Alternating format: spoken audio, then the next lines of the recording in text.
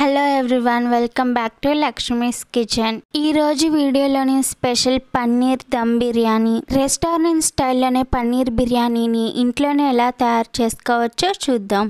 Non veg తినని వాళ్ళకి paneer biryani perfect and best recipe అని చెప్పొచ్చు. ఈ పన్నీర్ దమ్ బిర్యానీని సరైన పద్ధతిలో కుక్ చేస్తే నాన్ వెజ్ కన్నా టేస్టీగా ఉంటుంది. ఒక్కసారి చేసి చూడండి, మళ్ళీ మళ్ళీ ఈ పన్నీర్ బిర్యానీని తినాలని అనిపిస్తుంది.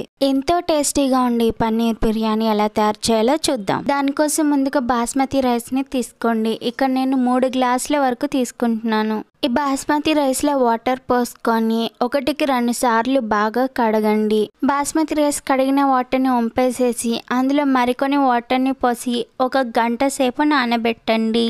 ఒక మందపాటి డేషాలో ఈ పన్నీర్ ముక్కల్ని వేయండి. పన్నీర్ ముక్కలు వేసిన తర్వాత అందులోనే ఒక 5 యాలక్కాయలు, 5 లవంగాయలను వేయండి. మరియు ఒక అనాస పువ్వు, 1 ఇంచు దాల్చిన చెక్క, ఒక 3 మరాఠీ మొగ్గలను వేయండి. మరియు కొంచెం షాజీరా, 1 స్పూన్ ధనియాల పొడి, 1/2 స్పూన్ గరం మసాలాను వేయండి. అందులోకి 2 స్పూన్ల సాల్ట్ను, 1 స్పూనున్నర కారాన్ని వేయండి. ఆ తర్వాత అందులోకి ఒక 4-5 పచ్చిమిర్చిని మధ్యకి చీల్చి వేసి అందులోకి ఫ్రైడ్ ఆనియన్స్ని వేయండి. తర్వాత అందులోకి 2 టేబుల్ స్పూన్ల అల్లం వెల్లుల్లి పేస్ట్, 1 కప్పు వరకు పెరుగుని వేయండి. ఆ తర్వాత అందులోకి 1 స్పూన్ నెయ్యి వేసి కొంచెం కసూరి మెతిని చేతిలో నలిపి వేయండి. తర్వాత ఒక 3-4 టేబుల్ స్పూన్ ఆయిల్ని వేసి అందులోకి కొంచెం కొత్తిమీర, కొంచెం పుదీనాకుని కూడా వేయండి. ఈ మసాలాలన్నీ కూడా పన్నీర్ ముక్కలకి బాగా పట్టేంత వరకు కలపండి. మసాలాలన్నీ బాగా కలిపిన తర్వాత ఒక 1/2 గంట సేపు నానబెట్టండి. అప్పుడు ఈ మసాలాలన్నీ పన్నీర్ ముక్కలకి బాగా పట్టి ఎంతో టేస్టీగా ఉంటుంది. ఆ తర్వాత వేరొక డేషాలో తీసుకున్న బాస్మతి రైస్కి 2 వాటర్ని తీసుకోండి. అదే వాటర్లో 2 బిర్యానీ ఆకు, 1 దాల్చిన చెక్క, 1 రాతి పువ్వును వేయండి. మరియు 2 మరాఠీ మొగ్గ, 1 అనాస పువ్వు, 2 యాలక్కాయలు, 4 లవంగాయలను కూడా వేయండి. ఆ తర్వాత అందులోకి 1 టేబుల్ స్పూన్ అల్లం వెల్లుల్లి పేస్ట్, కొంచెం ధనియాల పొడి, కొంచెం షాజీరాను కూడా వేయండి. మరియు ఒక 3 టేబుల్ స్పూన్ల సాల్ట్ని కూడా వేయండి.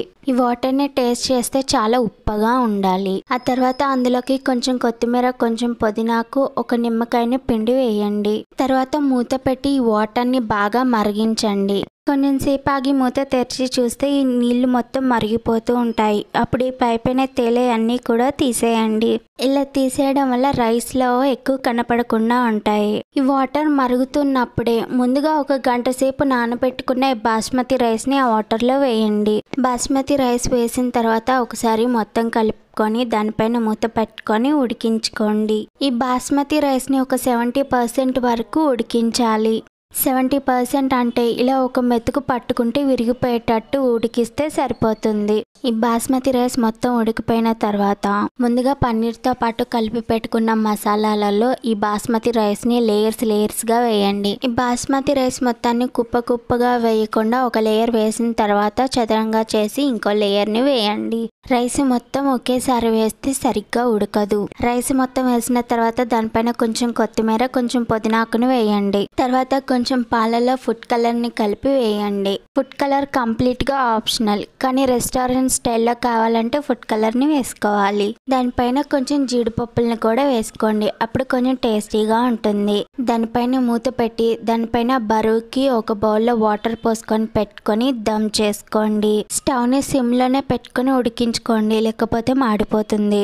ఒక 1/2 గంట సేపు దమ్ చేసుకున్న తర్వాత ఎంతో టేస్టీగా ఉండే పన్నీర్ దమ్ బిర్యానీ రెడీ. చూడండి, రైస్ అంతా కూడా చక్కగా ఉడికిపోయి పొడిపొడిలాడుతూ వచ్చింది. మీరు కూడా ఒకసారి ట్రై చేయండి. పన్నీర్ బిర్యానీ చాలా ఈజీగా ఎంతో టేస్టీగా చేసుకోవచ్చు. ఒక్కసారి తింటే మళ్ళీ మళ్ళీ తినాలనిపిస్తుంది. నాన్ వెజ్ కన్నా ఎక్కువ పన్నీర్ బిర్యానీనే చేసుకుంటారు. మీరు కూడా ఒకసారి ట్రై చేసి ఎలా వచ్చిందో నాకు కామెంట్ చేయండి. నా వీడియో నచ్చినట్టయితే లైక్ చేయండి, షేర్ చేయండి.